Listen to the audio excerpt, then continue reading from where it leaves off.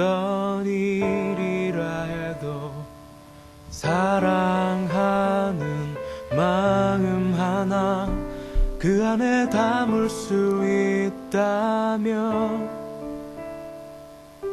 나의 삶의 모든 순간 그 무슨 의미 담겨 있다고 해도 사랑하는 마음 하나 그 속에 담을 수 있을 때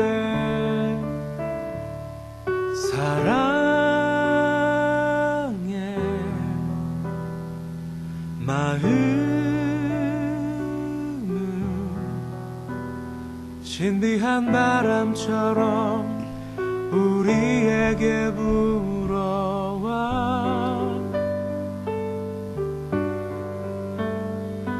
그대와 나의 삶을 비로소 잠들고 또 가볍게 하는 일 2012년 10월 1일 위키티 시간입니다. 우리는 보이는 것에 눈길을 돌리지 않고 보이지 않는 것에 눈길을 돌립니다. 보이는 것은 잠시뿐이지만 보이지 않는 것은 영원하기 때문입니다. 고린도후서 5장 18절의 말씀입니다. 새로운 한 달을 시작합니다. 이 한 달 우리가 보이는 것보다 보이지 않는 영원한 것들에 우리의 관심을 집중하는 한 달이 됐으면 좋겠습니다. 같이 듣는 찬양은 사랑하는 마음 하나입니다. 마음은 저마다 다른 삶의 햇살처럼 번져와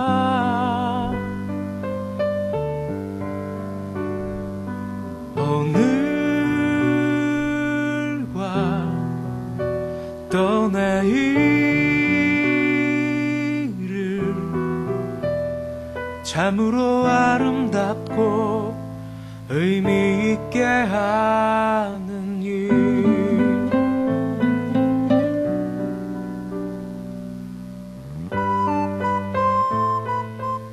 하나님 아버지, 또 하루를 또 이 한 달을 시작합니다. 하나님께서 또 오시고 함께 하셔서 우리가 영원한 것, 보이지 않는 것, 하나님의 사랑에 집중하며 한 달 살아갈 수 있도록, 이 하루 살아갈 수 있도록 하나님 도와주옵소서. 예수님의 이름으로 기도드립니다. 아멘. 오늘 우리 같이 나눌 말씀은 마태복음 24장 1절과 2절, 2절의 말씀입니다. 마태복음 24장 1절과 2절, 2절만 우리가 같이 나누도록 하겠습니다. 예수께서 성전에서 나와 가실 때에 제자들이 성전 건물을 가리켜 보이려고 나아오니 대답하여 가라사대 너희가 이 모든 것을 보지 못하느냐. 내가 진실로 너에게 이르노니 돌 하나도 돌 위에 남지 않고 다 무너뜨리우리라. 아멘. 우리가 지금 살펴보고 있는 말씀은 마태복음 24장. 이제 마태복음은 5개의 예수님의 설교와 10개의 예수님의 기저기사로 구성이 되어 있다. 그렇게 처음 시작할 때 말씀을 드렸습니다. 5개의 말씀은 오경, 유대인들이 다 알고 있는 오경을 상징하는 의미를 가지고 있었고, 또 10개의 기적, 그것은 모세가 가나안 백성들, 이스라엘 백성들을 가나안으로 이끌어 갈 때에 애굽에서 행했던 10개의 기적, 그것들을 기억하게 하면서 이 마태복음이 바로 하나님께서 계획하셨던 그 구원의 역사를 말씀과 또 기적으로 이뤄가고 있음을 그렇게 구성적인 묘소를 통해서 보여주고 있는 것이다. 그런 말씀을 했습니다.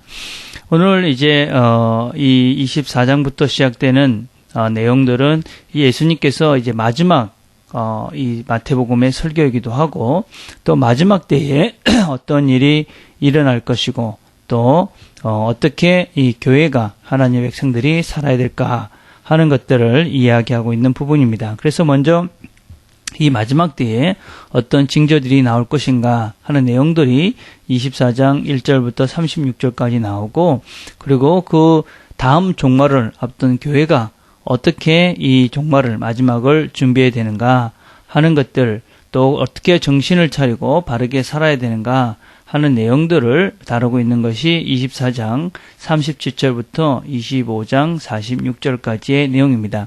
그래서 이제 이 마지막 말씀을 통해서 하나님께서 우리가 이 종말을 어떻게 준비하고 어떻게 우리가 구별해야 되는지, 분별해야 되는지에 대해서 우리에게 말씀해 주고 계십니다.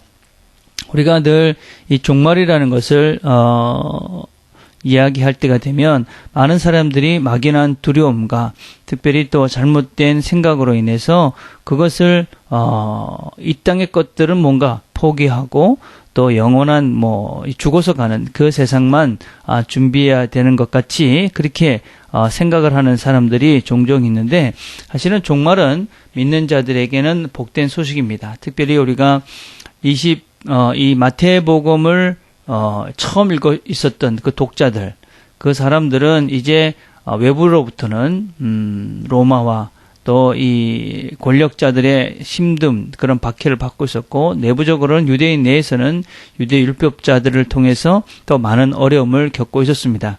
그럴 때에 하나님께서 마지막에 오셔서 이 모든 것들을 회복시킬 것이다 라는 말씀은 그들에게 더할 수 없는 위로가 되었고 힘이 되었습니다.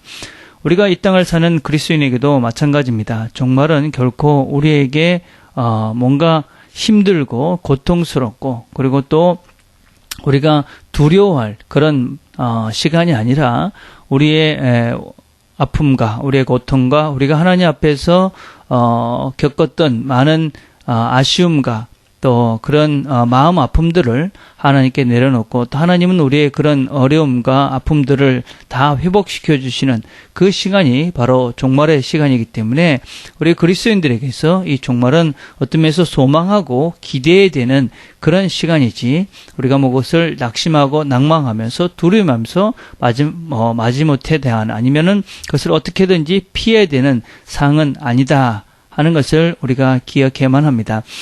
이렇게 이야기하면 반응이 두 가지가 될 수 있죠. 첫째는 이 종말을 맞이할 때 기뻐하기 위해서는 우리가 제대로 살아야 되지 않을까 하는 것입니다. 예, 마지막 때 하나님 앞에 우리가 서기 위해서 성실히 살아야 된다 하는 것이 종말에 대한 우리의 권고입니다. 그러나 우리가 또 다른 위로와 또 다른 또 다르게 기억해야 될 것은, 여전히 하나님은 우리를 사랑하시기 때문에 그 마지막에 우리가 어떤 실수나 잘못들까지도 용서하시고 그 잘못된 것까지도 고치셔서 우리를 새롭게 하시고 새로운 땅으로 인도하신다 하는 것이 우리의 또 다른 신앙의 고백입니다. 그래서 우리가 하나님을 믿는 자들, 예수 그리스도를 주님으로 영접한 자들에게는 종말이 이렇게 되나 저렇게 되나 이 땅에서 하나님을 믿으면서 사는 힘듦보다는 훨씬 더 나은, 어떤 면에서 진정한 행복과 진리 가운데 살 수 있는 시간이 열리는 것이기 때문에 그 시간을 두려워하거나 또 피할 것이 아니라 소망 가운데 그날을 기대하며 사는 것이 참다운 신자의 모습이다라고 할 수 있습니다.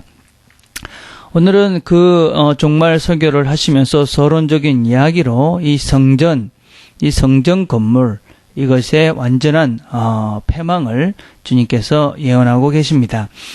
예수님께서 성전에서 나와 이렇게 가실 때에 이렇게 말씀하시고 계시는데, 주님께서는 이 시간 이후부터는 더 이상 성전에 들어가지 않습니다. 성전과 이제 유대교와 영원히 결별을 한 것이지요. 그것은 어떤 면에서 주님이 떠났다 하는 것은 건물만 남았고 하나님은 존재하지 않는 그런 형식적인 그런 종교로 이제 유대교가 남아있게 됐다라는 것을 의미하고 있는 것입니다. 아무리 좋은 건물, 좋은 화려한 그 무엇이 있다 할지라도 그곳에 하나님이 없으면 사실은 그것은 의미가 없는 것이지요. 이 땅에 살아가면서 우리가 어떠한 건물이나 또 내 자신의 어떤 외적인 화려함이 있다 할지라도 그 속에 하나님이 없고 또 그 교회라는 건물 속에 하나님을 찾는 진정한 진리를 찾는 하나님의 말씀과 하나님의 사람들이 존재하지 않는다면 그 건물은 의미가 없는 것이지요. 그러고 난 다음에 주님께서는 제자들에게 말씀하십니다. 이 성전이 돌 하나도 돌 위에 남지 않고 다 무너질 것이다. 주님의 예언대로 AD 70년에 이 말씀을 읽고 난 뒤 얼마 되지 않아서 이 예루살렘 성전은 정말 돌에 돌도 하나도 남지 않고 전부 다 무너지는 황폐한 장소로 변하게 되어집니다. 그런데 이 예루살렘 성전이 얼마나 화려했느냐.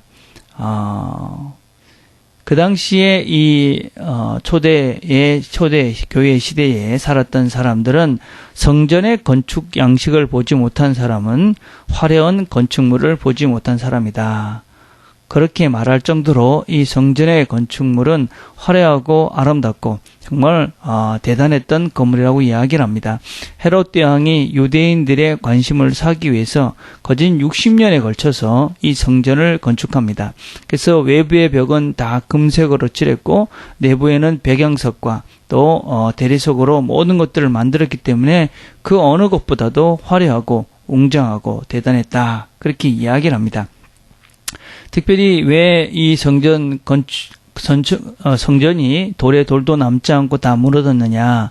그렇게 화려하게 지었기 때문에 어떤 낭설이 어떤 소문이 돌았냐면 돌멩이와 돌멩이 사이에 금으로 것을 다 이렇게 연결시켰다라는 그런 소문이 돌았기 때문에 이 예루살렘을 정복했던 이 로마군들이 그 돌 하나하나를 다 패하치면서 그것들을 모두 무너뜨려서 정말 이 예루살렘은 돌에 돌도 하나도 남지 않고 이렇게 완전히 무너지는 그런 황폐한 상태가 되어져 버렸습니다. 아마 제자들에게 이런 화려한 성전을 보여주시면서 주님께서는 여러 가지 의도가 있었지 않았나 생각을 합니다. 너희들이 이렇게 화려하게 보이고 참 아름다워 보이는 이 성전, 이 건물 이런 것들은 사실은 아무것도 아니다. 그런 말씀을, 그런 메시지를 제자들에게 가르쳐 주시기 위해서 이 성전을 다시 한번 보이고 그렇게 제자들을 데리고 가지 않았나 생각을 합니다.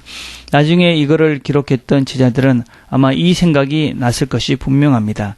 주님께서 이렇게 말씀하신 이유가 있을 것인데, 그리고 결국은 그 성전이 다 무너졌던 것을 우리가 알고 있습니다. 살면서 우리가 무엇을 추구하느냐 참 중요합니다. 눈에 보이는 것과 보이지 않는 것. 오늘 시작할 때 말씀을 드렸던 하나님 말씀은, 고린도후서에 있는 말씀은 우리가 무엇을 추구하며 살아야 될지를 가르쳐 줍니다. 보이지 않는 것은 잠시뿐이지만, 보이는 것은 잠시뿐이지만 보이지 않는 것은 영원하다. 이 땅에 어떤 외적으로 드러난 것이 영원히 이어져 가는 것은 없습니다. 아무리 권력이 있었던 모든 세상의 힘들도 시간이 지나면서 다 무너졌습니다. 그 당시에 세상을 지배했던 로마도 이제는 그 어디도 그 흔적이 없고 그냥 그 흔적들만, 돌무더기들만 군데군데 남아있을 뿐입니다. 그렇지만 그 당시에 아무런 힘도 없고 어떤 면에서는 십자가에 비참하게 죽임을 당했던 예수 그리스도의 그 사랑은 이 땅을 여전히 뒤엎고 있고, 그 사랑으로 우리 모두가 살고 우리 모두가 행복하게 지금도 영생을 누리며 또 영원한 소망을 누리며 또 사랑하게 하며 살아가고 있습니다. 무엇을 여러분들은 더 집중하며 살아가고 있습니까? 보이는 것입니까? 보이지 않는 것입니까? 우리가 보이지 않는 것들을 추구하게 되면은 종종은 손해볼 때가 있습니다. 또 어떤 때는 어리석다는 소리를 들을 때도 있습니다. 그러나 그 보이지 않는 것이 진정 영원한 것이기 때문에 그것이 영원히 남습니다. 순간에 보이는 유익을 위해서 우리가 거짓과 또 다른 사람을 미워하고 정죄하고 모함하고 또 그렇게 했을 때 사실은 그것이 남을 것 같지만 그것은 어떤 면에서 더 더러운 흔적으로, 어떤 면에서 나를 더 힘들게 하는 흔적으로 남아서 나를 더 괴롭힐 때가 참으로 많이 있습니다. 그래서 이 어린 왕자라는 책에 보면 세상을 살아가면서 정말 중요한 것은 보이지 않는 것이다. 그런 얘기를 했습니다. 무엇이 중요할까요? 돈도 필요하지만 사랑은 필요한 것이지요. 또 다 사랑을 해야지만 우리가 다 행복해지는 것이지요. 여러분은 무엇을 선택하며 삽니까? 사랑을 위해서 돈을 씁니까? 아니면 돈을 벌기 위해서 사랑을 이용합니까? 보이지 않는 것을 추구해가는, 그래서 영원한 것들을 우리가 얻으며 살아가는, 그래서 오늘도 우리가 영혼의 흔적을 남기며 살아가는 저와 여러분들이 다 되기를 간절히 바라겠습니다. 기도하겠습니다. 하나님 아버지 감사합니다. 또 한 주, 하루, 또 한 달을 시작합니다. 이 한 달을 살아가면서 우리가 주님께서 정말 아무것도 없으셨던 분이지만 보이지 않았던 영원한 길을 가셨기에 우리가 그 길을 따라가는 것처럼 영원한 가치, 보이지 않는 것들을 추구하며 살아가는 우리 식구들 되도록 주님 도와주옵소서.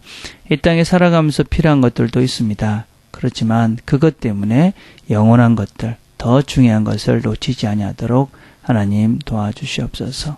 10월달 새로운 한 달을 시작합니다. 이 한 달 우리가 살아가면서 하나님을 생각하면서 하나님과 함께 이 땅의 여러 가지 문제들과 고난스럽고 복잡한 문제를 만날 수도 있겠지만 그 가운데서도 하나님 말씀을 기억하며 하나님이 원하시는 영원한 가치, 보이지 않는 가치를 추구하며 바른 진리의 걸음들을 걸어가는 우리 모든 식구들 되도록 아버지 축복해 주시옵소서. 예수님의 이름으로 기도드립니다. 아멘.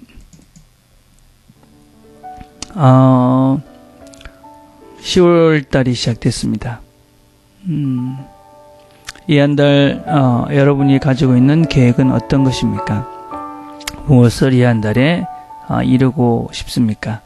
한번 여러분들이 기도하시면서 이 한 달 여러분 나름대로의 계획들과 또 할 일들을 정리하시면서 또 이 한 달 하나님께서 나에게 주신 내 삶의 진정한 목표, 그것도 다시 한번 묵상하시면서 기도하시면서 그렇게 개인적으로 기도했으면 좋겠습니다. 또 어제 보이지 않았던 우리 지체들, 또 기도가 필요한 지체들 생각하시면서 같이 기도하는 시간들을 갖겠습니다.